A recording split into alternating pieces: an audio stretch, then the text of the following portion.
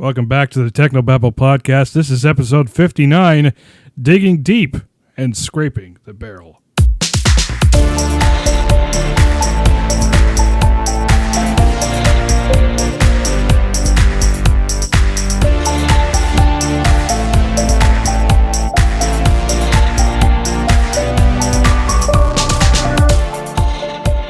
Welcome back for another Technobabble podcast. How many intros is that we done? I don't know, like 4. We are so out of practice. We apologize for our hiatus once again. In our defense, nothing has happened since we've been gone. Yeah, pretty much very nothing. little, hence the title, Scraping the Barrel.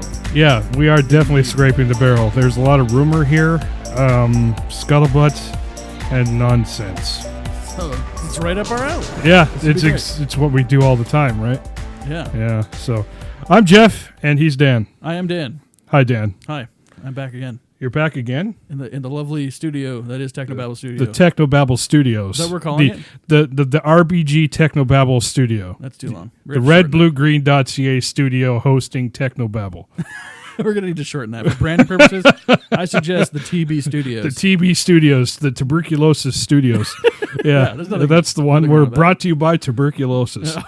Oh, boy. We need to get better sponsors. We sure do. We were almost sponsored by Tim Hortons last time. Yeah. But we weren't at all. No, not at all. Drank Tim Hortons. We just drank Tim Hortons and promoted them, and we're lucky they didn't, sue us for something. This episode is brought to you by Crystal Light Iced Tea, which we are drinking because we are too fat from Christmas. Yes, Crystal Light Iced Tea from a Subway cup that is also branded by Pepsi. We're not sponsored by any of them. But we can pretend. That is true. Now, if I had thought about it, I could have gotten some more apple cider, and we could have been drinking that with some whiskey. We did have that over the holidays. It was pretty good. That was really good. Yeah. Speaking of holidays have happened. Did you have a good holiday, Dan? Yeah, it was lovely. We hung out. We did. That's a good point. We pretty much hung out the whole time. We had the same holiday, essentially. Yeah, pretty much. Well, yeah. That's cool. We should have done a holiday podcast, and we could have been like slightly warm and tipsy. It was warm. We were playing cards. Yeah. I'll tell you what. It might have been partially the alcohol, but we didn't really drink that much. It was also the heat was on. It was also very hot, and it was. I don't know. Hopefully, some of you had a white Christmas. We had a very brown. We had Christmas. a summer Christmas is what we had, and it's even warmer today. Yeah. I'm not complaining. No, me neither. Because obviously global warming, right? I mean, well. At least in our area. Yeah. I don't know about global. I haven't gone around the globe, but of course they don't call it anymore. I'm told it is getting warmer on average. So. Supposedly. Yeah, supposedly. All right. Well, like we said, we had to really dig to get some news to talk about. Yep. First, as always, we're starting with AMD. And they have nothing. Yeah, well, nothing interesting to say except for rumor and scuttlebutt. Right. AMD Zen 3 CPUs likely will have a 17% IPC gain over Zen 2. Sweet. That's a big pretty jump. decent again. That's Zen 1 to Zen 2 again. And now I'm regretting buying that Ryzen 3600. Spoiler alert, I bought a Ryzen 3600. Yeah. I'm going team You want to talk about it? You want to talk about your build? Well, I'm immediately off topic. That's a good start. No, that's great. That's great. We got nothing to talk about anyway. All right. Well, yeah. So I guess Jeff has finally convinced me, being the AMD fanboy that he is. Yeah, it means I have to go Intel now. Yeah. Because I always have to go for the underdog, right? Yeah, right. Underdog. So I ended up switching over to trying to build an HTPC style mini ITX, tall console looking case. With the Silverstone RVZ02. Yeah, which you think is weird, but I love the thing. It's sort of okay. it's acceptable. I much prefer the Node 202. It's like the same thing, but except not as flashy and probably better design I like on weird the inside. For example, I like the design of the PlayStation 5 dev kit. Yeah, you're wrong about that, but that's okay. We could still be friends. All right, fair enough. Okay. I'm a weirdo. I accept that. Mm-hmm. But yeah, I decided to go with Ryzen 3 for the CPU. Went for the 3600 65-watt non-X. Keep the heat down a little. Yep. And I'm just waiting on my motherboard and my new 1660 Super, so I'm not full team red. that can change down the road if you want. Yeah, maybe if I swap out to a FreeSync monitor rather than my G-Sync. Even though I'm not full Team Red on one of my systems. That's true. So actually, I'm both systems. You're half both Team systems halfway on both ones. So both as far as AMD fanboys go, Jeff, you kind of suck. I'm a terrible fanboy. I mean, I've been better fanboy in the past. I used to have the 8320E with 2 RX 480s hooked up to it, which was completely stupid, but it was great. It was awesome. Yeah, Loud as heck. Loud as heck and terrible performance, but it was Team Red. Well, this would technically be my second ITX build. Okay. One I built for a friend. I'm hoping to get a good balance between quiet and powerful in a small form factor, but we'll see what happens because that's never easy to achieve. And not suffocating the video card. And not suffocating the video card. So we may have to go dust filter free and clean it a lot, Mm-hmm, which is also another pain in the butt. Yep. We'll see. Yep. So yeah, I'll probably post some pictures either to the website or to PC Part Picker, then link it from the website because I'm lazy. One of those things will happen, probably.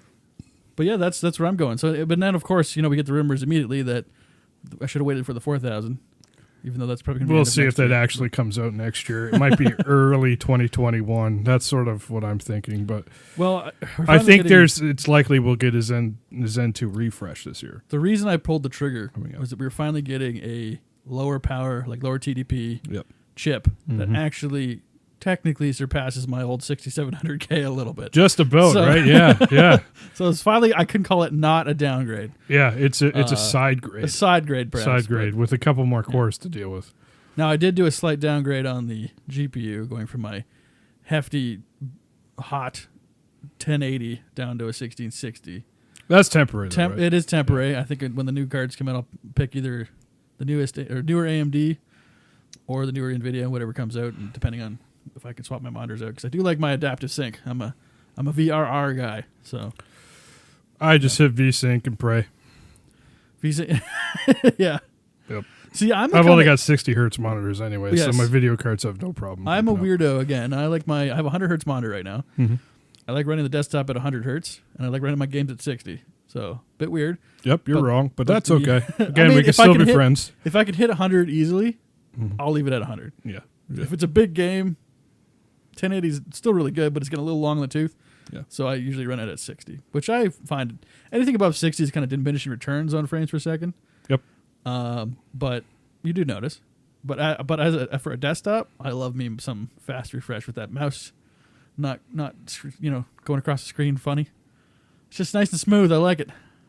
I don't know. Since mine don't have a problem. That everything just runs good anyway.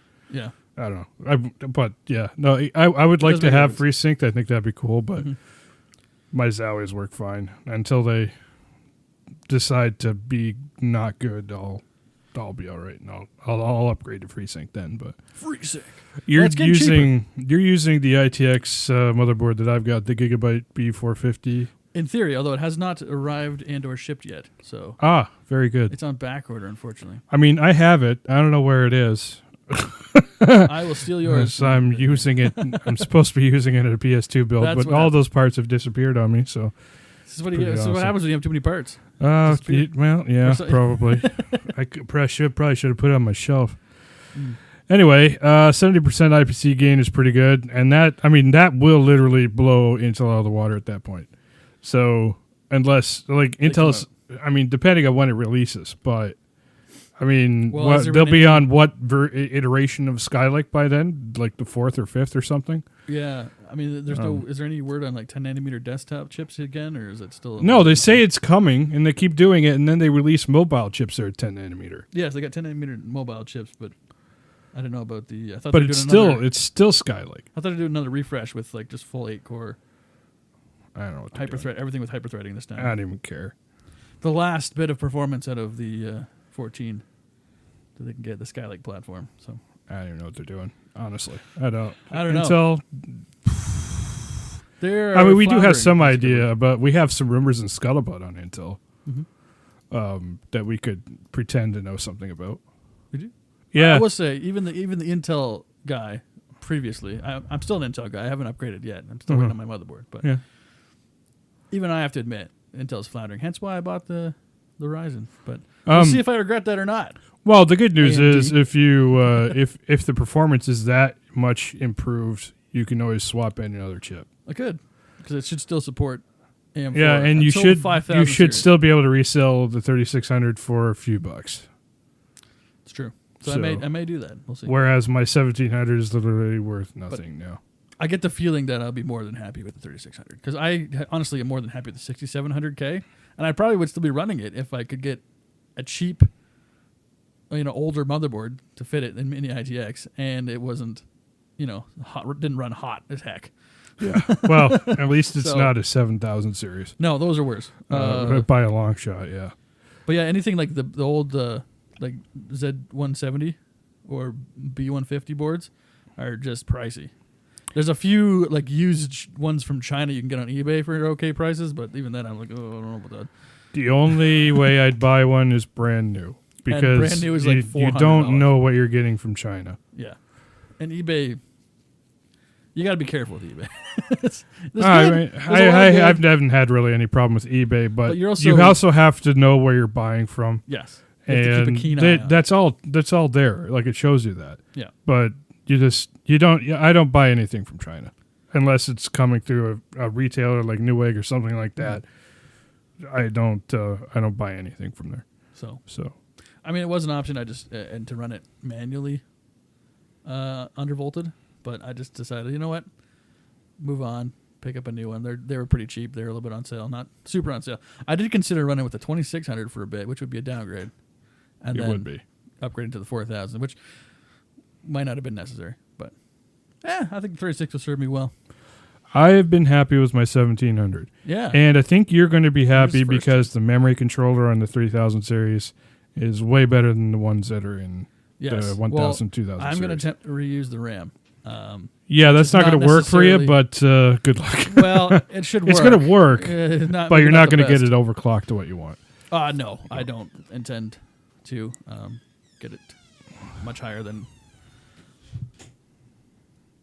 the specs, but I know the 3000 megahertz range is not ideal for Ryzen typically, for the most part. Nope. That's an even number, but I consider it odd because it's actually not designed for that. It'll do 2993. Yeah. So we'll see what we can fiddle around and get. But yeah, actually, fun fact, which I actually didn't know, at some point, without remembering it, I reset my configuration. So in the last, I don't know how long, I've been running at stock 2133 megahertz on my RAM. Ooh. Did not notice, but I know Ryzen's a little more RAM dependent. It's very important. Useful. It's very important on Ryzen, whereas on Intel, I think because they've just gotten so efficient, it's just not a big deal. Yeah. Because they're on what iteration of whatever now. Although to be fair, refining it for years. Skylake is it was new in 2015, so it was that. But it was still Core architecture. It was still correct. Core i-series architecture, not Core architecture. Yeah. Anyway, Intel apparently their enthusiast grade K processors, which means too much money for Comet Lake thing. Is that their 10 nanometer? The Comet Lake? Is that what that? I don't even know anymore. You know what? I've lost track. I didn't even talk about that on here. Comet Lake Anyway, they say the Comet Lake S family is going to be 125 watt TDP. So they're actually now as they're updating, and adding more cores and upping their speed, they're having problems keeping their TDP down. And now, that's very interesting because AMD literally has a 16 core 32 thread Ryzen that what is it, 115 watts or 120 watts or something? What is it? Or 135 maybe. I thought they usually ran at 105. But I could. The 16 core, I think, is different. Now I got to look it up. But you're talking about the 3950X? Yes. 3950X is an interesting chip, and we talked about it before. It's an awesome but chip. it's way too bloody expensive for me. It's almost too good to be true in some cases. And yet it is true, which is interesting. But it keeps the TDP. Oh, it is 105. Yeah. I know it keeps it pretty reasonable for something that big. Yeah. It's pricey, but it's not. Well, what it is, it's too pricey expensive for me, but it's for what it is. It's not pricey. Well, at all. That kind of power you would never use.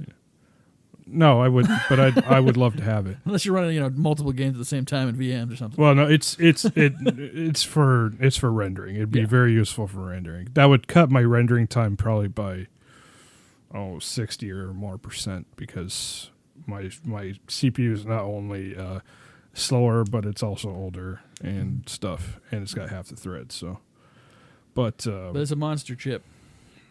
It is. And it clocks well. It is, and AMD's with their chiplet design and the way they've designed it, they're able to keep the TDP so much further down. It's interesting. It's really neat. Anyway, rumored to be 125 watts. So, 125 watts really still isn't that big of a deal, really, when it comes down to it. But it's still more than AMD. So, well, I did start ruling out some coolers. A lot of them designed for the 95 watt range.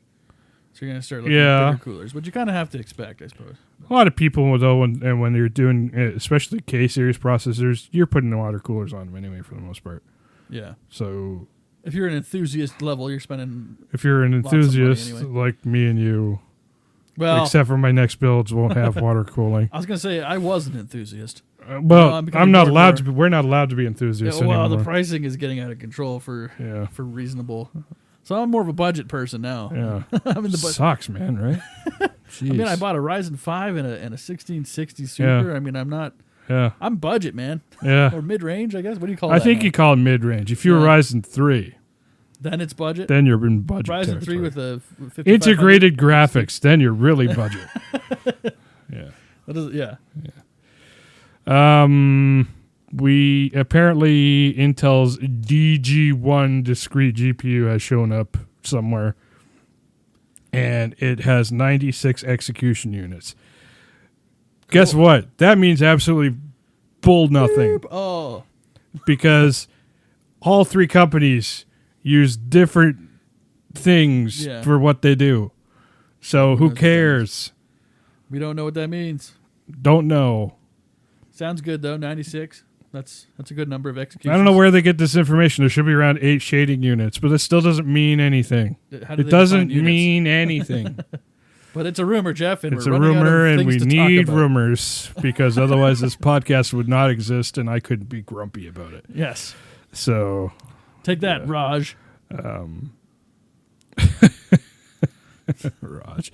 Speaking of Raj, they must not have super confidence in them because Intel's hired an AMD GPU Silicon executive.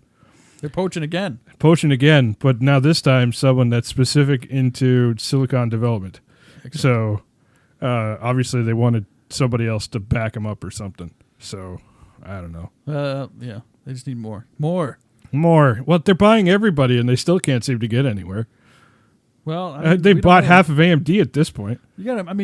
It is a pretty big undertaking. So we'll see. I don't think you can expect anything fantastic right out of the gate. But I'll say this: their first card isn't going to be good. No, we know that already. No, it'll be useful, I'm sure, but not what gamers are hoping for it for sure. No, it's not going to be anywhere near what. It's not even going to compete well with AMD. Well, yeah. If you're a gamer and you're hoping for Intel to come into the market, swoop into the market with a bravado, I doubt it. They're going to target business applications first, almost certainly. Well, I think there's some of that, but they want to be in gaming too. Yes, but they have old, was it Z gaming brand now? Yeah. So there will be cards coming. I don't think you're expecting them to compete with your high end AMD. No, I think they might compete with the low end of AMD. Yeah. But I don't think they're not going to have anything that can compete, especially with NVIDIA's top end. Yeah, if they can compete with the 5700 range, I'll be impressed. That would be impressive. Yeah. The question would be is if they can do it with keeping low enough TDPs, because even like the 5700 is the 5700 is actually not too bad. The XT runs hot, as you'd expect.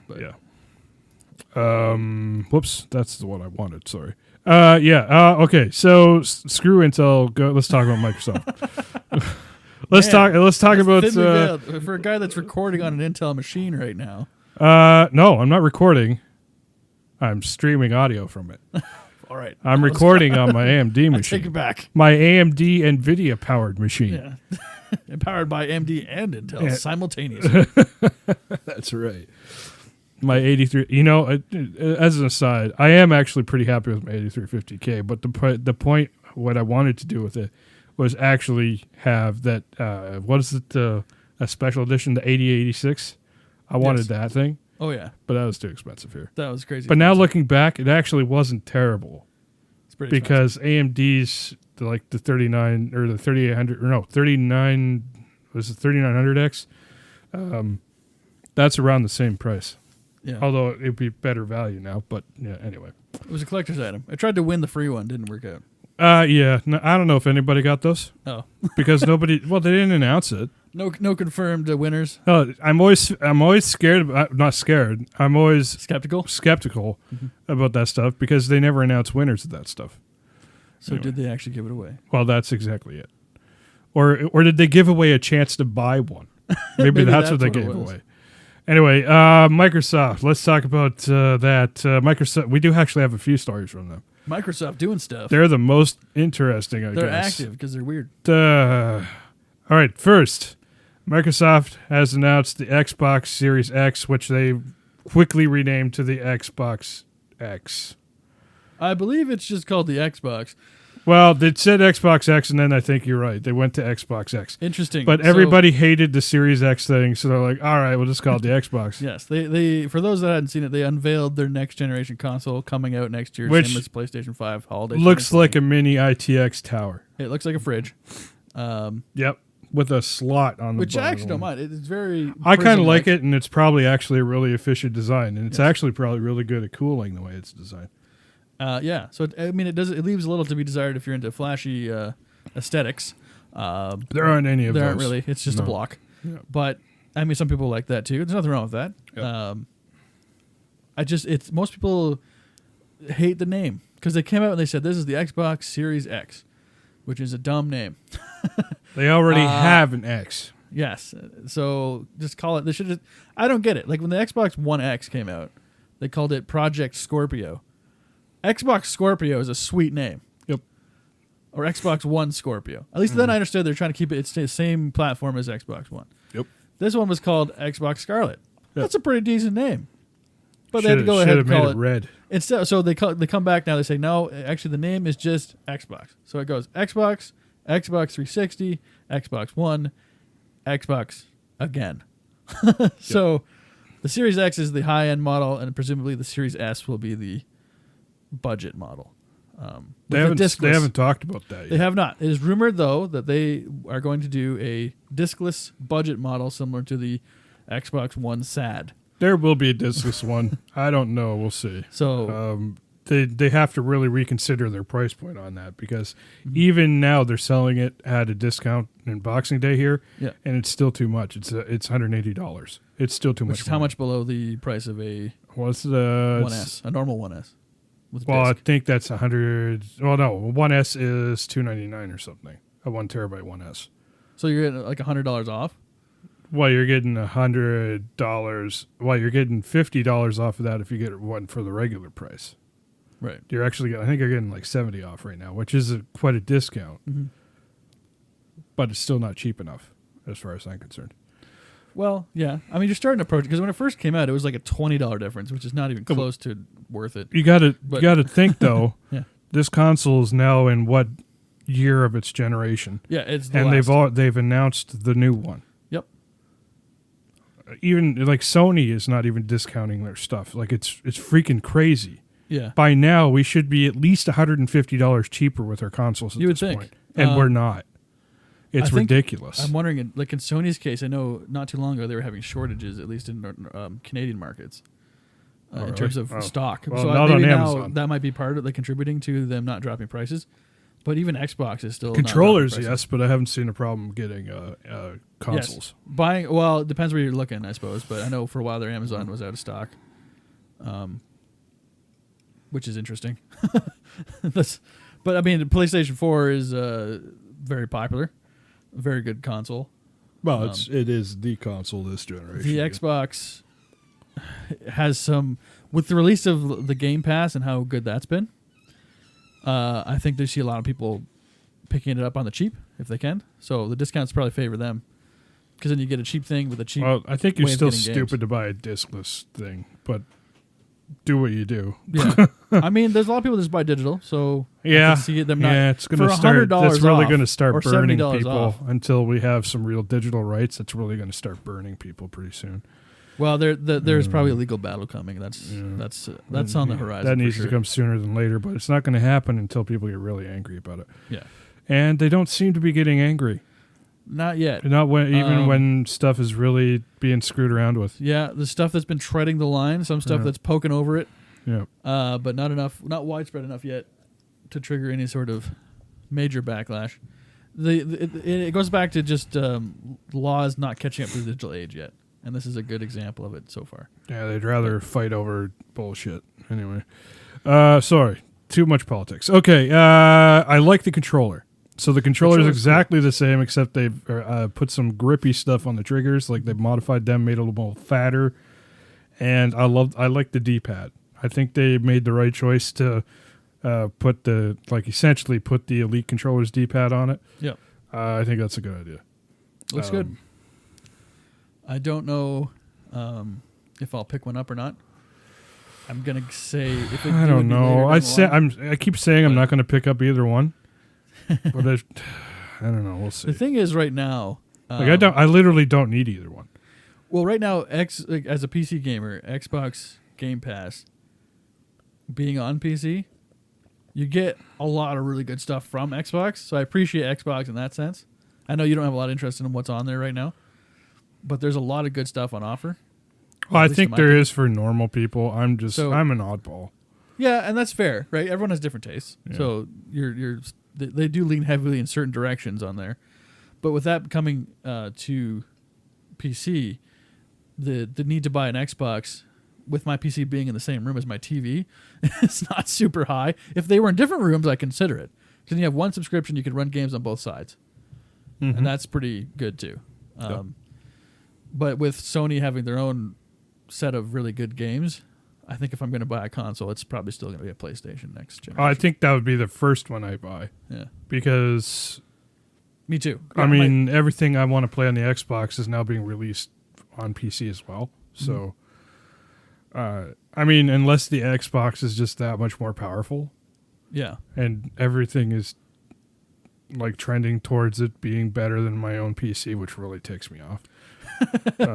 Well, we'll see. I mean, they always play up the specs a bit, but They both say they're going to be able to do 8K, which is ridiculous. well, 8K support, as in like the same way that this one generation at the beginning had 4K support, which was not great. It's better now with the refresh versions, but the original version is not so great. Yeah. The difference is that they say that they're going to be able to do a lot of 4K 60 on these new ones. That's what they're targeting on the high-end models, which is going to be really interesting if they can pull that off. Even if it is a little bit even fudged. then, if they can do that, my computer can't even do half that. Yeah.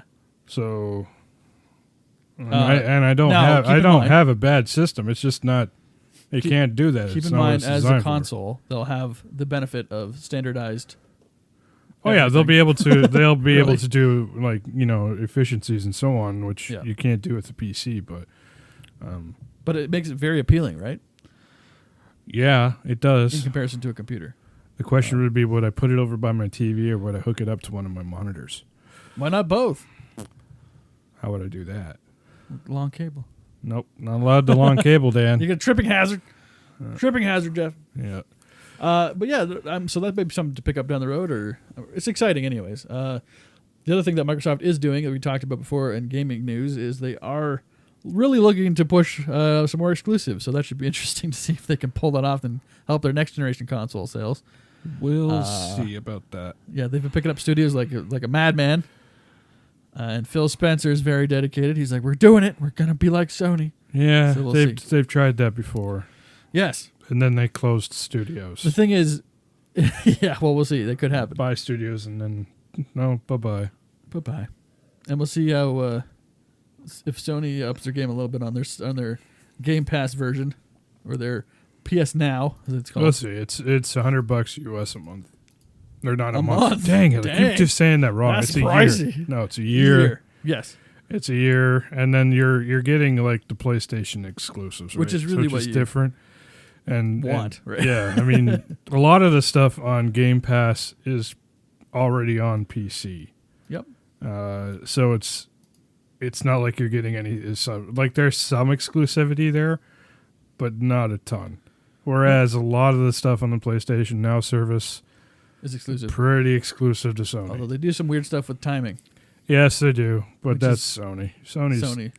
They're weird. We'll be honest. They're weird. Japanese. They're mad geniuses, but they're weird. Yep. They'll have to do some. I think you'll see some big changes with PlayStation Now when the PlayStation 5 arrives. Which, by the way, that's the other news is they've confirmed the name is PlayStation 5 because they mentioned it what at a surprise. the Game Awards. Yeah, PlayStation 5. Who knew? Yeah. That's not really that big of a surprise. If only Xbox was a little bit more consistent with their naming. Well, they never have a vision. They just say we could do all of it, so we'll just do What's that. the point of coming up with cool code names? You don't even use the code name. Crazy people. I know. They always use code names, and it comes out with something different that's more boring and more market friendly. But still, cool code names.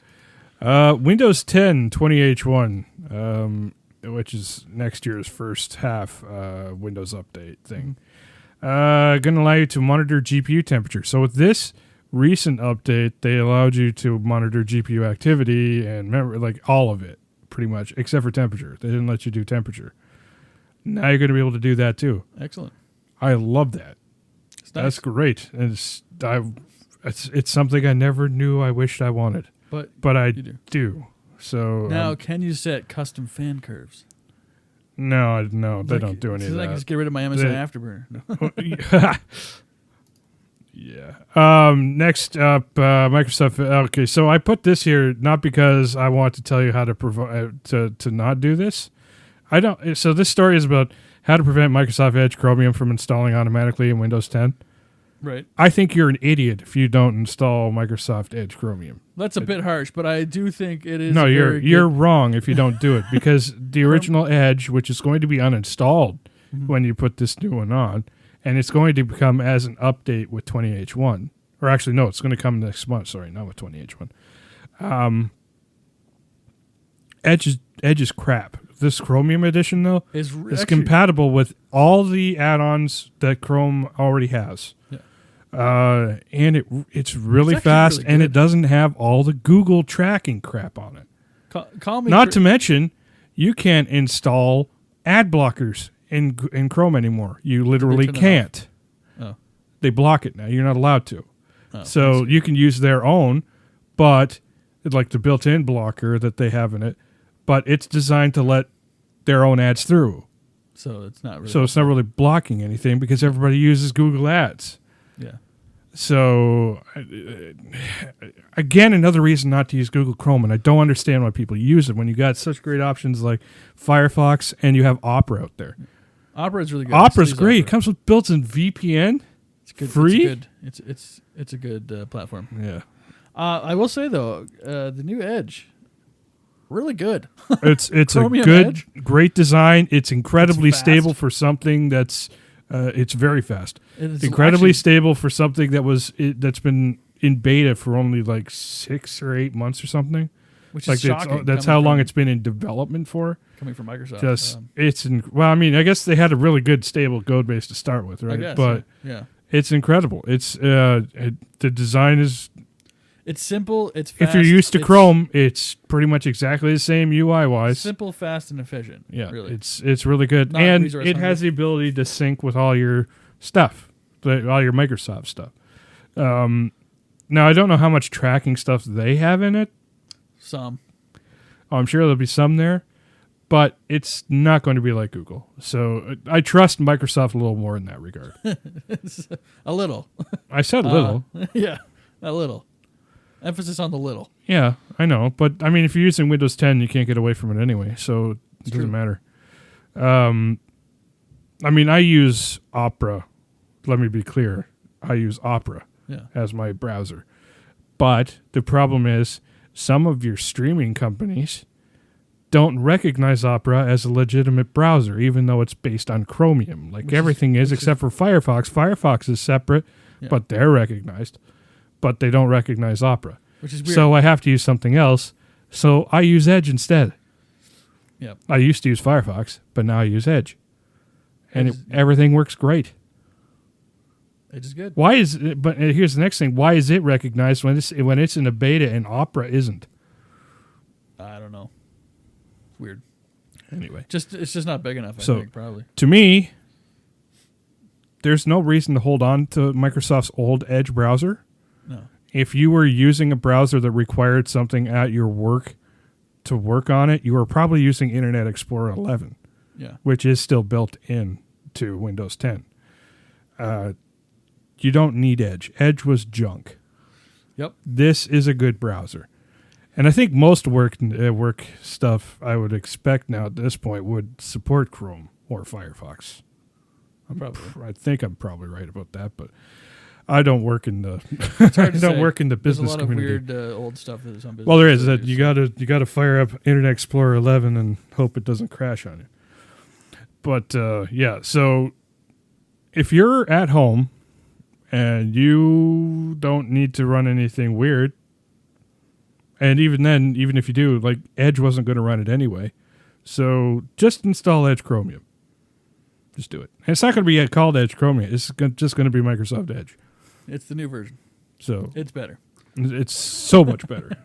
So we were skeptical at first, I think, of why you're going to another Chrome-based browser, but they pulled it out, I think. Well, they had to. Yeah. They had to do it. They've they had taken such crap for crappy browsers, and rightfully so, over a long time. So for them to knock one out of the park is both surprising and welcome. Yeah. Oh, they did a good job. So now we'll see how it launches when they update it, because that's the other thing. Yeah, they'll probably crash something as soon as they do it, because it's Windows updates. We'll see. The updates have been really, really stable. They've been doing a much better job with that too, to their credit. But I'm running the nightly build right now. Yeah. And I haven't had any problems. Well, it's about time they cleaned up their act and updates, because it's been bad. This is not the Windows team. This is a different team. So yeah. Anyway, okay. Guess what? What? Google added achievements to Stadia. Next. Stadia, we still don't care. Next. We still don't care. That's not fair, but it's also true. No, I don't care. It's also true. Corsair acquires high-end controller maker Scuff Gaming. One, I didn't know this company existed. Two, their controllers look freaking cool. There's so much customizability to them. What is Scuff? I don't know. It's a company. I don't know. Maybe I should look that up. Let's look that up, Dan. Let's look it up together for some great content for a podcast. So Corsair, but though branching out into controllers. Well, they're getting into everything. Hey, they're getting into everything. I like Corsair, so they make some good stuff, some not as good stuff, but I like them. Yeah, so it looks like they customize your own controllers or customize controllers for custom stuff for your different consoles and stuff.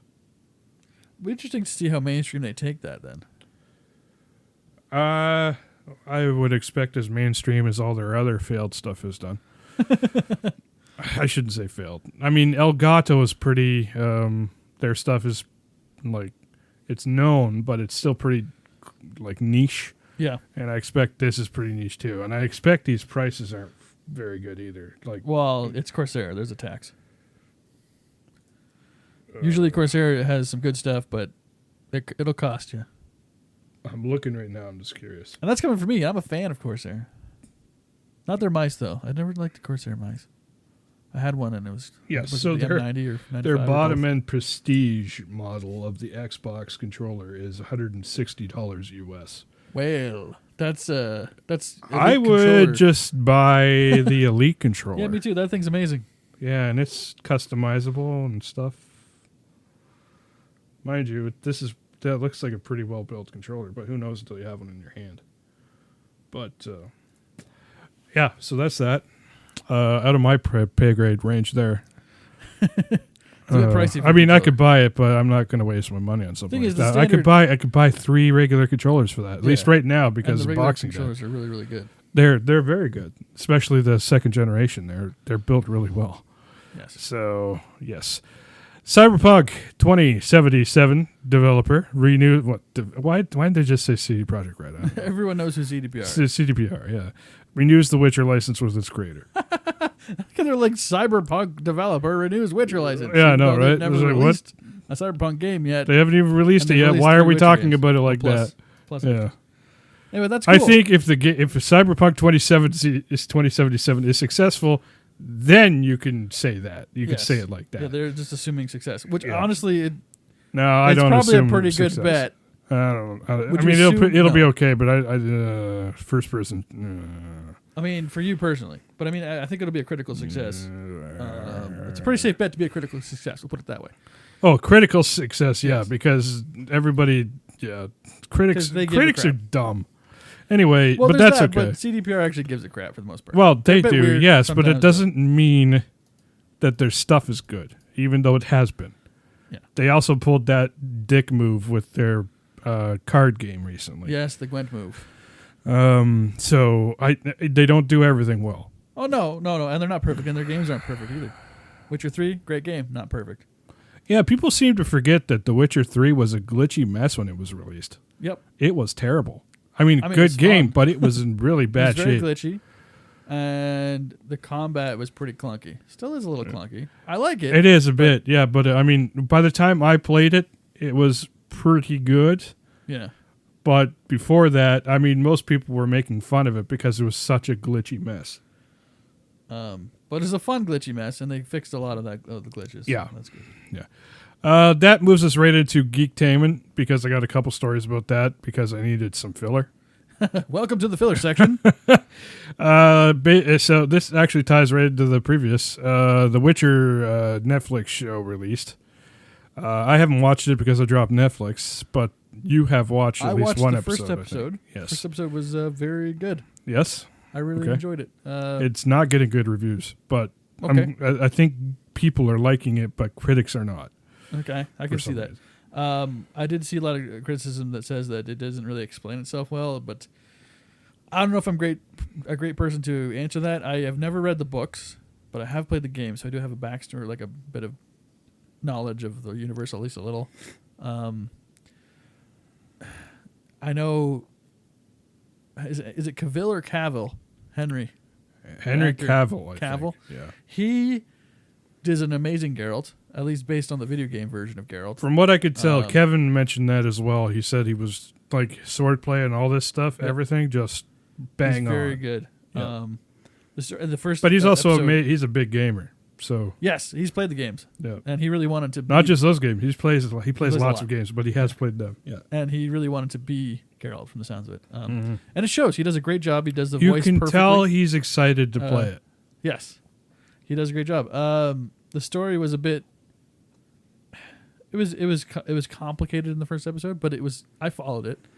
I know Well, some a lot of they had people said it was an problems following editing mess because certain things just didn't flow right. They say that. I think it was fine. I think that Yeah. the thing is, it wasn't explicit because in the first episode there's 2 different time periods that are happening Yeah. simultaneously, but they're not very explicit to saying that they're not the same time.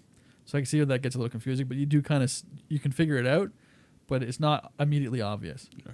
The other so it's not well complaint explained in was, that and I'm relaying what I've read because I Yeah. haven't seen the show and I probably never will, because I'm refusing to subscribe to another streaming service. They said they made main characters out of characters that never were actually main characters in the story. They were characters, Yeah, known characters, like for instance, Yennefer. Is that the one's name? yeah, She was, and she's a character in the games too. yeah.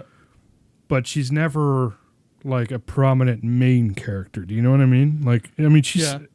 to me. I'm not. I mean, she is sort of a mainish character in The game, she's Witcher kind of a 3 main to me, focus, but yeah. in the books, the way they're written, they're people that he sees every once in a while, but they're more acquaintances and not like they weren't meant to have the spotlight on them. Okay, And they say that ends up showing cracks in some cases. could be. I don't know. I don't know. haven't read the books. I've only got the first episode down. Yeah. And I've only played the games where the game in 2 and 3, 3 specifically, Yennefer was a big character. Certainly the beginning, and then part of the way through there. I mean, there's a story that revolves right around. I mean, Well, you got to the- work yeah. with her in it. But yeah. So, I don't know. That could be. I'll see as I get through it. But it's. But you said you starts enjoyed really well. it. Yeah. You enjoyed it. Okay. Yep.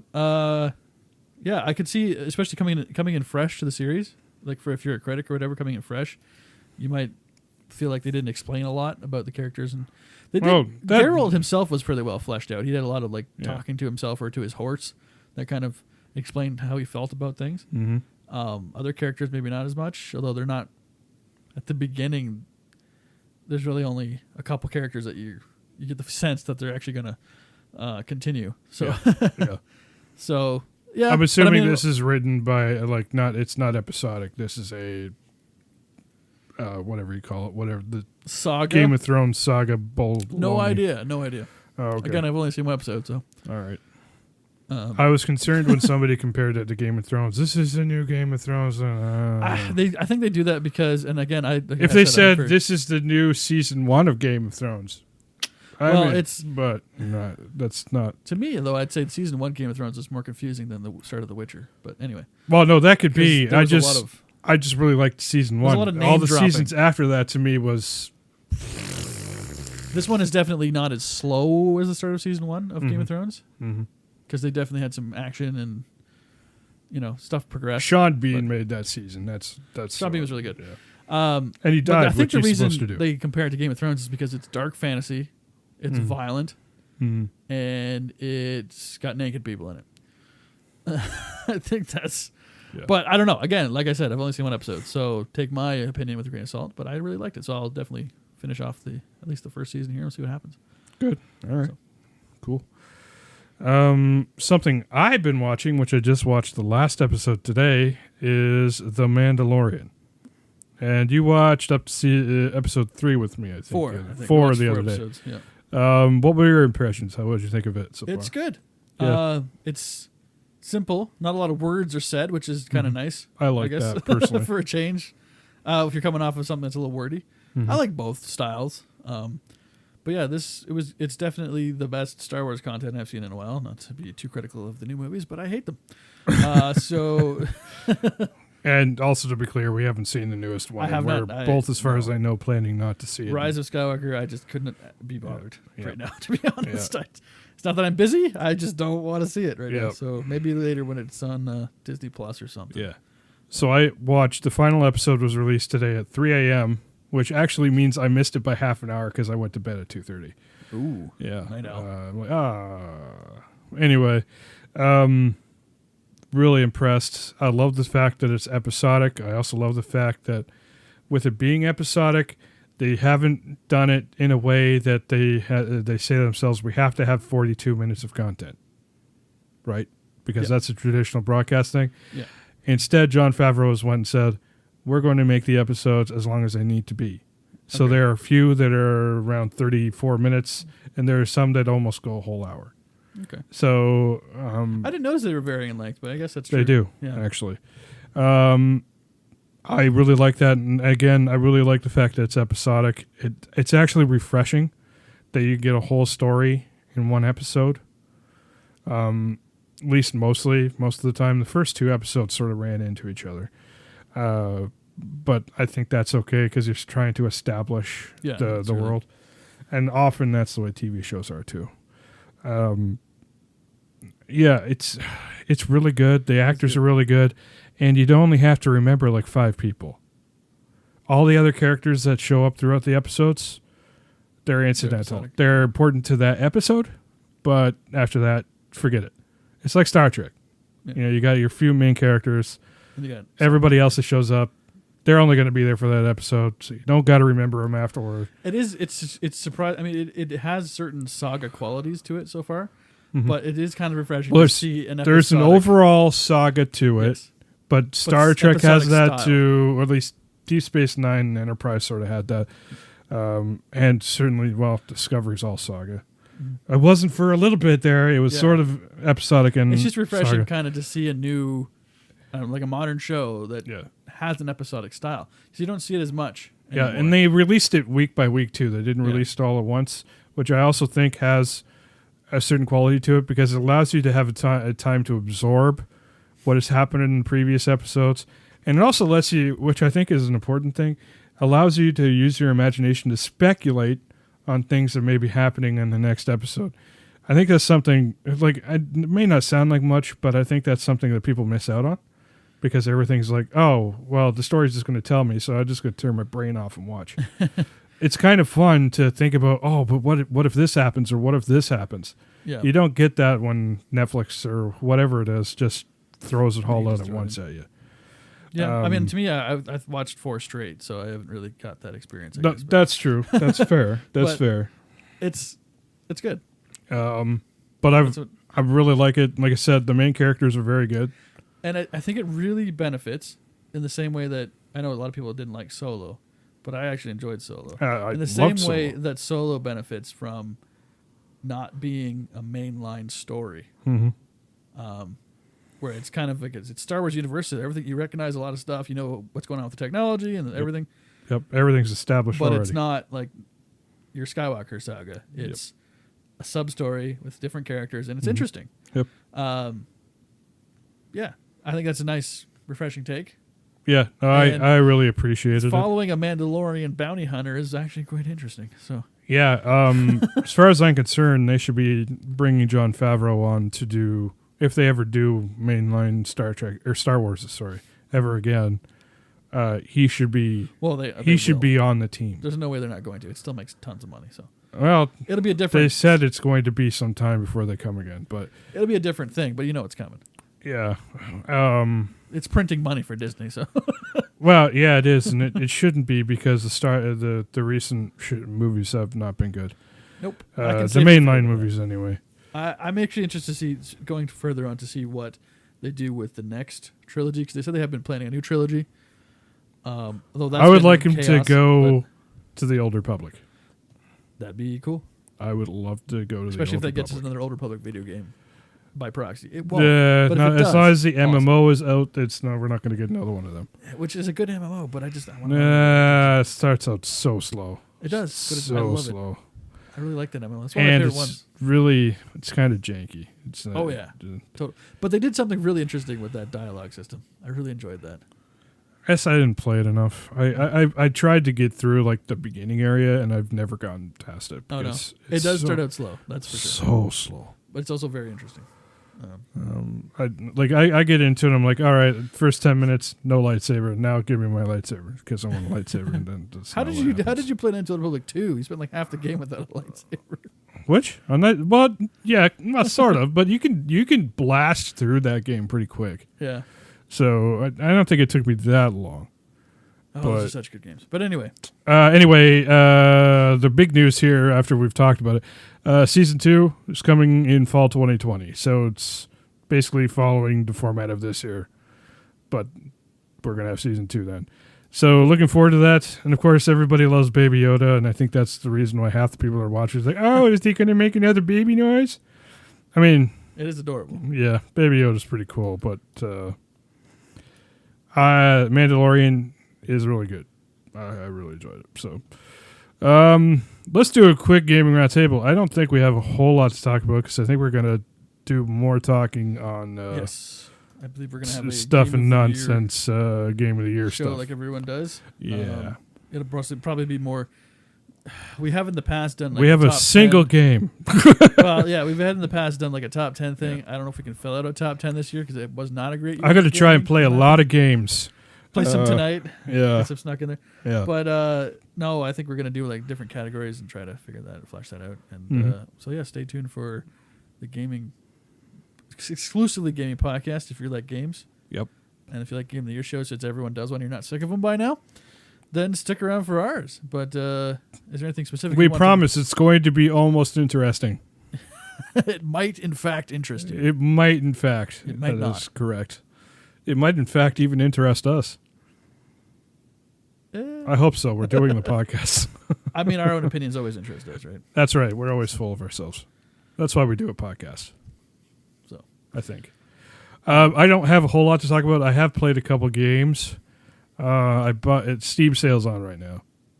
I've been ignoring it, it, which is impressive for me. So for the most part, I had been only because there really wasn't a whole lot I was really interested in until I discovered Dirt Rally 2.0. Dirt Rally. Which is a relatively new game, and they've got it down to 20 I got the deluxe one, which is like $7 more than the regular price, which gives you access to the first 2 seasons as well with the cost of buying it. I don't know what the seasons do, but $7. Okay, I'll do it. Deluxe. I'm never going to pay $60 for a season content, so.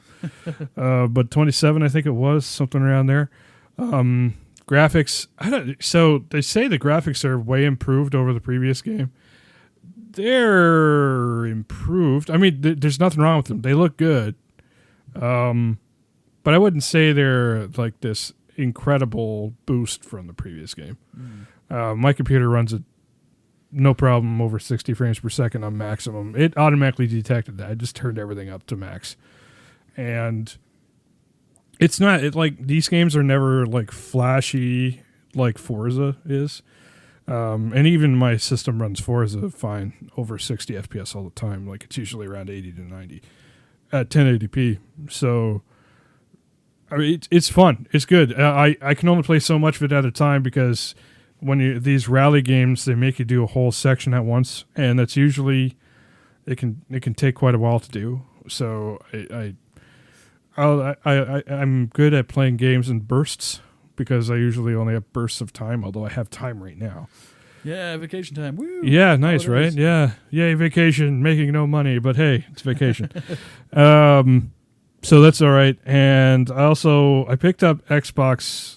The Xbox, what is it called? The Game Pass. Game Pass. So yeah. you finally, after poo-pooing it all the time, poo-pooing it to me, you finally tried it out. So I'm using it basically as a demo because I was looking at a game on Steam and then I noticed it was on Game Pass. Yep. Hey, I don't blame you. I do the same thing. If it's on Game Pass, and I'm like, sweet, I'll play it, and then if I really like it, I put it on my wish list for the store, assuming it's in a different store.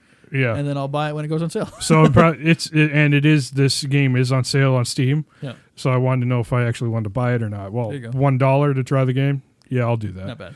And now you get monthly access to try other stuff if you want. Well, I get a month anyway. A month of until I'm probably going to cancel right away anyway. But I would. You can actually go into the Microsoft thing and turn off your current paying right away. Yeah. So they make that fairly obvious. Yeah. So I picked up it's a pinball game which caught my eye, and it's in 2D, sort of really cool graphics, sort of like some of the games that the company that made Katana Zero. Devolver? Well, they're that's the publisher. The one. They didn't Devolver. really make it, No, but Devolver style stuff. Yeah. It's the same kind of style of 2D graphics. It's a pinball game. It's called, I don't really like the name, but it's still fun. It's Demon's Tilt is what it is. It's very reminiscent of a game that I have on TurboGrafx 16. Nice. Which was very similar in theme as well. I think it's Demon Crush, I think it's called. There's also Alien Crush made by the same company. Well, it's pretty good. There's a lot of stuff going on the screen, and you really have to pay attention to where the pinball is because it's whitish, but it doesn't stand out a lot when there's a bunch of stuff going on. But the graphics are nice. It's a lot of fleshy and pink tones and stuff like that, which I guess that makes sense. And then there's all that, demon sort of witch, symbol things all over the place, right? Yeah. But it's pretty good. I had a lot of fun. It's only one table. That's the only thing that I have an issue with. It's one of those tables that you keep going up further, and there's actually like 3 tables in one. That's what a lot of these sort of console or PC pinball tables are. Like a progressing table as opposed to... Yeah, and as much as that's fun, it's still only one table. So you only get so much play value out of it. Although, again, I'll probably still buy this because I love pinball and I'd like to go... I'll go back to it again and play it. Something I'll play again. So but I can't play the same table all the time. I mean, I like Pinball Arcade, but I don't play the same pinball table on it all the time. I play different tables. Mm-hmm. But I'm pretty. I enjoyed that a lot. I'm actually surprised it's only got 3 stars. I probably would have given it 4, but it's got 22 ratings and it's only got 3 stars. It doesn't deserve a 5 because there's just not enough content there. But anyway, I also just downloaded. I'm going to play this tonight. Marvel vs. Capcom Infinite. I've been really curious about this, but it's above what I want to pay, and it doesn't really ever go down very far. And I think it's because the Marvel license costs so much money. But I really want to try playing it, so I'm going to play that tonight. So you bought that on Steam, sorry? I didn't buy this on Steam. This is on Game Pass. Oh, that's on Game Pass. This is on Game Pass. Yeah, it's included with Game Pass. So I'm going to try that. I just finished downloading it before we started the podcast. Cool. So it's also only got 3 stars. I've heard it had a few issues, but hey. Yeah, I think people have a nostalgia thing for the 2D ones that were sort of animated, drawn, but this is a 3D thing. Mm-hmm. Sort of the problem they had when they brought King of Fighters into that era and Street Fighter into that era and stuff like that. It's just not the same thing. Whereas like fighters like Soul Calibur, they've always been 3D. So anyway. Can I talk about the Game Pass app really quick? Sure, yeah. Okay, so the app is okay. I'm not too unhappy with it. I'm not super happy about it either. No. One thing they need is the ability to control it with the controller. It's because I play a lot of these games, like the games I have on here, I'm playing with a controller. Yep. So I would like when I start it up, it recognizes I have an Xbox controller plugged in or any controller, and I could just go through it with a controller, just like I would on an Xbox. To it. Yes, that'd be awesome. But to be fair to it, that is a annoyingly rare feature in many PC launchers. Oh, yeah, no, I totally agree. But this one is so well designed that it would lend itself perfectly to be awesome. Well, and that's one of the things I really give it props for is that, yeah, it's bare bones. But it's bare bones. It's simple. Yeah, it's efficient. It's easy to navigate. Yeah, no, kudos where it's due. Microsoft designed a pretty good app here. Yeah, and they don't force you to download it off the store either. Yeah. Well, made too many apps, and Steam included in their newest update. Oh, Steam. Just overcomplicates everything. Oh, man. Just make it simple. That's all you need to do. Yep. This is really like big picture mode is okay in Steam, but you can't do half of anything you can do on it as you can do in the regular application. No, but it works. It's a good thing to boot up into and use your controller on. I use it on my TV all the time. It's really nice, and I do miss it when I play a different game or a game on a different launcher. I miss the big picture. This is the first time I had a launcher. Like you really like the ability on the GOG, the new GOG one, the Beta Galaxy, to be able to add your games from another thing into it. Yep. This is the first time I thought I'd like that because it'd be really simple to use this interface to do that. Mm-hmm. I don't have a lot of games installed on here, but I would love to be able to just go down and click on Pinball or tap on Pinball Arcade and load Pinball Arcade. I would like to do that with everything because this app is that good. It is good. So props to them. And the search feature works too. Unlike search built into Windows. And I know I blab a lot about the Galaxy 2.0 from GOG, but that is one you can customize to be simple. So like I've never used Galaxy 2. I was never in on that beta. In fact, I uninstalled GOG because I just. You don't need the launcher, and the old Galaxy was not bad, but not really useful. Yeah, but it just. And you didn't need to use it, so I just installed directly, and it's fine, right? This one is really good. I'm really impressed, and it has your social stuff built in too. Yep. Although that's a fairly new thing. Okay, well, regardless, it's still technically in beta. There. Oh, this is all in beta. This is all beta. But so there is also the companion app, which lets you bring up your social stuff, which I think is built into Windows 10, the Xbox companion app. Oh, I don't care. It's a separate app. It's got social built into this, so I don't care. It does build. It has started to build in the social stuff, which is good. My only complaint with the Game Pass app is the Xbox Live sign-in can get a little wonky. Mine just worked. I know mine worked no problem. I know you had a problem. Well, no.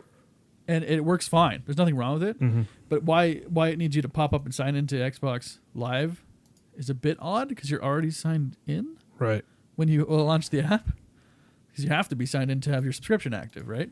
Yeah. So it's a bit odd that it needs to do that. And most of the time, you can just X out of it. Be like, that's okay, whatever. Don't really care. And it'll be fine. It'll say you can't use your cloud saves, but it's fine, right? The game I've been playing recently, my friend Pedro, I tried that on there. Mm-hmm. Another Devolver game. That one, There are for quite some a few reason, Devolver games on here. yeah, and Devolver's got good stuff, so I'm not complaining. But what happens there if you do not sign in, it just sits at the menu, and I think it's a bug with that game. Well, it's a just bug hangs. of them assuming that you're going to sign. So you're going in. to sign in, and there was no like caveat built in. For There if was you no didn't if sign in. or there. Or if you failed to sign in for whatever Yeah. reason, like Yeah. if your internet went, Yeah. So Mm-hmm. that one is a bit odd. It's just an odd thing to have to go through. Now I understand there's a permission list you have to go through sometimes and say, yes, I can access this app, can access whatever, and it has to actually link the app to your Xbox account in some cases, which is interesting. But so that's the complicated side of it. But in terms of just a straight user interface, it's fantastic. Oh, it works great. And I think the next thing that's really nice about it is as far as at least every game that I just tested it now just to make sure while we're talking. Each one of these, you don't even have to open up the Game Pass app. You can just put a shortcut on your desktop or on your taskbar and just run it from there. Which is awesome. Isn't it great? It's so good. Now, to be fair to every I'm other launcher, speechless, man. Fair to every other launcher, it does have the Game Pass app has the advantage of having a library of games and you have access to all of them. Mm-hmm. So they have no need for like the store and all that other crap. Now you can still buy them, but you have to go through the Windows Store, which sucks. Well, there's a store option on here. Yes. So the store option, like if you go to buy something off the store, it'll take you to the Windows Store. Oh, will it? Yeah. I It'll didn't link try in. it. I didn't But know. if you're running the Game Pass app, you probably have Game Pass. So yeah. just download it, right? Instead. So No, it does I'm just itself well, for the but fun of it, I'm clicking on buy for the See what Master happens? Chief collection here. I believe it links, at least last I tried it linked you to the not so great Windows Store. But as a self-contained app that just runs games, downloads games, launches them, whatever, it's top notch. It didn't take you this time? Oh, so I can buy it right from here. Cool. They've updated that then since the last time I tried. That's pretty cool. Props to you. Microsoft's been making some The less strides, you have man. to touch that store, the better. The thing is that's perfect. That's all they need. And I really hope they don't go, well, people want features. We're adding in more features. Just basic. Like, features are good. Keep your interface simple. It could use some Background. performance upgrading because if you're pressing on buttons, there's lag time there. It sits there for a bit and thinks about it. I mean, it could use optimizing. I It is in mean, beta, I don't know. so. I don't know if this is like a full-on app or if this is like one of those internet app things. Do you know what I mean? Like it's I forget what you call it right now. But literally, maybe I'm looking at a browser here and I'm just not seeing it. I don't know because that's the new thing. But I'm pretty happy with this. It's really good. It's a good service. I do recommend. I'm not super convinced on the subscription yet, but I understand. I There are do reservations like this. with I yet do another like the subscription launcher. service. I get it. I feel you. I 100% agree with you. This one is a good deal. Well, it's a good deal. It's a very good deal. My problem is there just isn't a lot of content for me on here. Yep. But that's just everywhere. Yeah, so there's a it's lot I'm not a huge indie gamer. samey. And there's an awful lot of indie stuff on here. Yeah. But there's also not a ton of AAA stuff I'd want to play. I think I'm in a funk where just nothing is really interesting to me right now. Yeah, that happens, right? I've noticed, like, my preferences Like have I've changed. lost a lot of interest in AAA altogether. Me too. I've lost a lot of interest in shooters Yeah, recently. and basically zero. and indies. While I'd love to support them, half them are all the same thing. And it's all 2D sprite graphics and stuff like that. Which is fun. I'd but like in to see moderation, right? indies evolve and move on to the next step at this point because there are a ton of them that. The fun part there too is that indies are still the only thing that's pushing the evolution of the industry because AAA. Well, in some ways they are. In some ways, a lot of them are staying stagnant on the same they're starting to thing. get a tier of them that's stagnant as well. Yeah. And like Devolver has like all their games, their developers have a very similar look to them. Mm-hmm. That to me is starting to get old. Although I do like that pinball game that I talked about. They have some. The thing with the Devolver is they have a niche Yeah. But they also have some very interesting stuff within that niche. They do, and I'm not really saying anything against Devolver, but I'm just saying that not just them, but there's plenty of other developers out there that are milking that exact same niche, and it's not necessarily something I'm exactly interested in. At this point, I look at myself as being more of a retro gamer. Yep. Retro because I have hardly any new stuff, and well, that, but I'd like to play Sega Genesis stuff, and I like, that stuff. Gaming, I think, at some point here in the last few years has kind of left me in the dust. I like gaming, but to me, gaming today is not gaming. It's not as much fun as you. Well, everybody plays the same game in it now. Like it's either Fortnite, PUBG, or something like that, or Overwatch. It's like, well, yeah, it's not the same. Fun for a while. To me, this playing one game thing just isn't interesting anymore. I did it with World of Warcraft for years. I like a variety now. I don't know. Yeah. Keep in mind too, we're also getting old. So we're getting old, but I don't think that necessarily means you don't like stuff. And I think gaming has become very commercial, very not. It's not gamer centric anymore. It's very business centric. How much money can we drag out of people? Yeah, and that's part of the reason why I have a hard time enjoying games now, because it's so much about how much money can we milk you for. Yes, I agree. No, and even in games where you can safely play them without, and there's microtransactions and whatnot in there, you can safely play them without interacting with that. It still bombards you, and it's still just wearying. I'm so tired of being nickeled and dimed. And maybe that's part of my old man cranky side coming out. I'm developing now. My early 30s. I would be fine. I would rather just buy the game straight out. Yeah. And just let me play the game. Of course, most of the stuff on mobile wouldn't work if you did that, because you could just win the game. Yeah. Right. Well, that's a sign of a not a great game. No, I know, but that's almost what all of them are on mobile. And that's why and I say this with as much respect as I can, but most mobile games are crap. Yeah.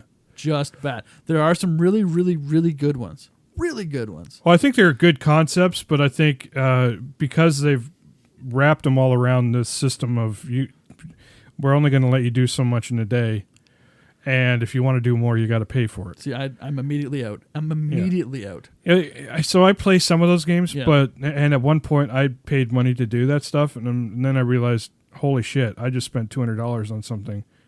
Just so you could play it. Yeah. Right? In essence. Well, continue playing. Yeah. I'm ashamed to admit that, because I did that at one point with a couple of the games I played, and I realized I can't do that because you spent so much money. That's ridiculous. And I could have bought real games with that or something, anything. Yeah, I don't mind spending $200 on a game that you really enjoyed. Yeah. Or spend $200 on a series of games you really enjoyed for hours and hours. Mm-hmm. That's great. You spent money. Yeah. You had the cash, obviously. That's a different. Yeah, that's the difference for me between World of Warships and something like Marvel Strike Force. Yeah. World of Warships, I get a lot of enjoyment out of. I don't play it a lot, but I feel I get value out of it. But that money you spent in something like Marvel Strike Force or Star Wars, whatever it is, it's the exact same game, different skin, basically, which pretty much all the games are, like Raid Shadow Legends. Yeah, those are all same the same thing. Yeah. Which, by the way, that's bullshit. Sorry. Raid Shadow Legends, they tell you don't have to pay to do anything. Okay. You don't for the first 5 levels, and then you hit a freaking brick wall you cannot pass unless you start spending money. Yeah. And they tell you don't have to. I'm telling you right now. You have to. You can't. You have to spend money. Mm-hmm. But really good looking game, and it's fun. I liked it, but no way. You have to spend money. You have to. Marvel Strike Force, even with it, you can get around that. You can get by. You're never going to be one of the whales, as they call them, that have spent all the money and can do everything. Yeah. But you can still play and sort of enjoy it. But Raid Shadow Legends is bullcrap. Sorry. I had a rant on that. Well, but it comes back to the point, you're spending a bunch of money on gaming and entertainment. Mm-hmm. That's great. It's fun. You can do it. It's a good use of your time, or a good waste of your time, at least. The point is, when you spent $200 on a game and you come out of it feeling like realizing, holy crap, I've just paid them money because they basically manipulated me into it. Well, yeah, because that's what they're doing, right? The worst part is like that $200. You spend that money in Marvel Strike Force. Mm-hmm. That only lets you play the game for another half an hour. Huh. Yikes! That's a lot of money. Yikes! The whole concept of like energy and you can only play a certain amount every day bothers me. And I know I've spent a lot of hours into Yu-Gi-Oh! Duel Links, which is a mobile game I play on Steam. That game's different game. though. It does do that though, where it hits a wall. It does. That does annoy me sometimes. They give you stuff to continue. If you so they're different. Like I've never had a problem with that game. And usually I can only play so much.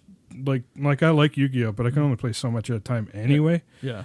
But they give you dual orbs to restart up your duels that you can do. You can play all the PvP you want, and that's free. Yep. Which you can't even say that for Nintendo now with Pokemon stuff. Yep.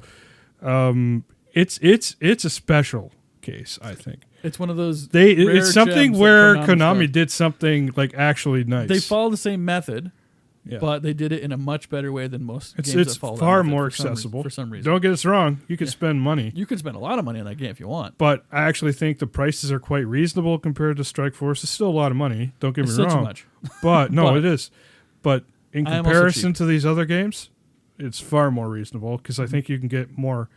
Well, for instance, if you buy cards, like packs of cards on there, you get to keep those. They're something you can always make a deck out of. Whereas in Strike Force, you pay that money, it's only good for it's only going to progress you so that's just that little bit further. Mm-hmm. You're not going to get a continuous benefit out of it. Whereas you always have access to those cards, unless they decide to take them away at some point, limit them or whatever. You know what I mean? Well, and they have. In the they past. do. They ban them, but for competitive play, there's a difference. Yep. Right. And that's one of the better examples I'd say of that style. I still don't like the style though. Yeah, I mean, I would like to be able to do more. But usually by the time I've done that and I've done other stuff that's going on, I'm dueled out. Good. Yeah. Yeah, I'll get that. I'd like to have that choice as well. Yep, I agree. Yeah. But anyway, they have other stuff for that though. Like you can get the game on Switch and whatever that you can play Yu-Gi-Oh on there, right? It's not speed dueling, but it's still Yu-Gi-Oh. But even, I mean, we were talking about earlier, World of Warships. We played some of that together. That's fun. We got back. We usually do that once in a while. We got back into it. They've made some good updates to that game. The graphics and sound are great. Yep. I love that game, but it has some of the same, and it's a free to play, so I understand. But it has some of the same traps. It has some very expensive ships you can buy. Yeah. Well done ships. But quite expensive. It takes them so long to make those models, but I know what you're saying. They cost a lot of money. Yeah. But yeah, like I get a ton of value out of that game playing it free. Yeah. And you can, and the thing with those kind of games, you can just keep playing. Like there's no energy wall. Yep, that's also true. I mean, if you sink all your ships and you have to wait, I suppose. But the case where that would happen is pretty rare. I was gonna say, I think I've got like 50 now, so I don't even. Like if if you play like 5 battles and you only have 5 ships and they're all still stuck in a battle and you die right away in 5 battles. When you start, you do run into that wall, but when you start, you also very quickly acquire more ships. So that's not really so much an energy wall, so much as you just played enough matches and they're taking long enough that your ships are busy. Yeah. Because you're still maximum time is it 20 minutes per match anyway, or is it 15? Like 15, I think. Yeah, so that's the maximum time you're ever going to. So you have to sync pretty fast in a couple of minutes. But anyway, so that game I like that because those are the kind of games where you can play, it's free to play. Mm-hmm. Another good example is Path of Exile. It's really popular. Warframe is a very popular one. I don't really like that one so much personally. Warframe. A lot of people do, not really my style. Yeah. Path of Exile is pretty good. But you can play those free to play, which is awesome. They're very good games. Yep. And you can pay money if you want for certain things. But you don't have to. And you never feel like you're inferior, I feel like. Yeah. Whereas in something like Duel Links, which is well done, there are times where you can get your butt kicked by someone using. Well, for somebody that's bought all the cards in the game, you can get your butt kicked. But it doesn't. It doesn't happen enough to tick me off, and you're going to have to expect that when you get into PvP. If you want to be a high tier, it directly PvP player, relates to how good your deck is. Yeah. If your deck is not good, you're going to lose. Like there's a skill element. Don't get me wrong. Oh yeah. But yes. But I mean, the decks are so small in that though too. Yeah. Like it's so easy to get the cards you need right away to do what you need to do. Yeah. So it's. Yeah. But if you don't have the card, the right cards and they're rare to get, you could be as skilled as you want. But if you don't have the right cards to use your skills, the right tools, then you're still going to lose. So they have added the ability though to look up other decks that are doing really well, and then they show you how you can get the cards that you're missing. That said, you can still hit the highest tier free to play fairly easily. Yes, you can. Mm-hmm. I almost got there. I think you got there. Yes. Yeah, I almost got there. But it's just it's hard. It's a little harder because you run into decks that are clearly much more. Well, there's an advantage now because you can't go down in level anymore. You can only go up. Oh, they took that out now. They took that out. Okay, yeah. You can only go up. So anyway, that's a bit of a rant, but for me, I just been trying to catch up on some indies. Usually that time of year where I catch up on some indies. I debated picking up Star Wars Jedi Fallen Order, but it's Dark Souls style. And, me and Dark Souls style, we don't get along very well. I'd really like to play it, but I'm happy there's a good Star Wars game out there that people like, and there's a single player experience. And I'm glad people are liking the Star Wars game. That's great. Fact, it's not my kind of game. But Yep. Watching The Mandalorian made me really want to play that Visceral game, that 1313. They were rumored. Yes, it was supposed to be something like a bounty hunter or something, wasn't it? So. Yeah, I'm wondering if they got like the story is like sort of if they took that story or not. But there's absolutely no rumors about that. I'm just curious. I don't know. I'm just looking if I had any other mobile games that I had downloaded. Doesn't look like it. You like your mobiles? Well, I guess you're on the road a lot. It's something I can easily play when I'm on the road. Yep. Sorry, I didn't mean to take. No, I'd say I polished off Pokemon Shield. Yes, I was just going to mention you've let me borrow the game, so I'm going to try it. You can try that one out. Yep. It was all right. It was pretty good. Mm-hmm. One of the better games I played. I didn't play that many games this year, but it's one of the better ones I played. Mm-hmm. Same formula. A lot of people say you need to change the formula. They can improve it, but it's Pokemon. I mean, it's been a winning formula for 20 years. I think it doesn't work. Yeah. So, and there's a reason why it's a winning formula. It's still good. So, I would like it like an adult Pokemon game. I think they call that Persona. Or is it a teenager Pokemon game? Sorry. Sort of, yeah. I don't know. There's more to that game, but it's just something that's got a deeper story and something a little more adult would be nice. But anyway, I look forward to trying that. I'll try that out when I'm back on the road. Yeah, I think that's pretty much it. Oh, cool. Quick question. Did you get any deals for Boxing Day or anything like that? Technology-wise? Nope. Nope. I bought some stuff on the early Boxing Day sales, I guess, technically, for the new computer. Okay. Yep. Still waiting on the motherboard, like we mentioned. Yep. And then I can build it. But otherwise, I did get a new desk. Did you? Yes. Okay. What did you end up getting? Similar to what you got here, I think. It's is it the one you linked at one point? Because that was identical. It's that one, but it's instead of the 64 by 40 whatever, it's the 55 by 55. So it's an even. Oh, fit a little better in that area that I'm in. So all right. I think. Gotcha. But same idea. Okay. So yeah, got a new desk. And, I didn't really buy anything super technical. I bought a couple watches. Like I bought a couple digital ones, so that's sort of technology. It is.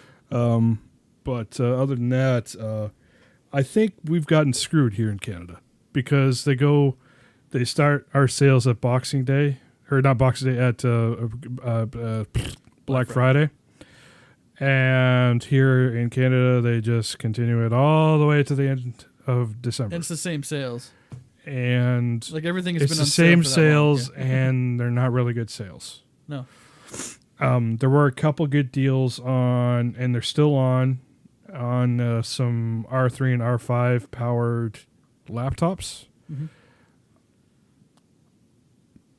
Kind of wish I had waited until now to get one but I didn't think they were going to go that far down in price.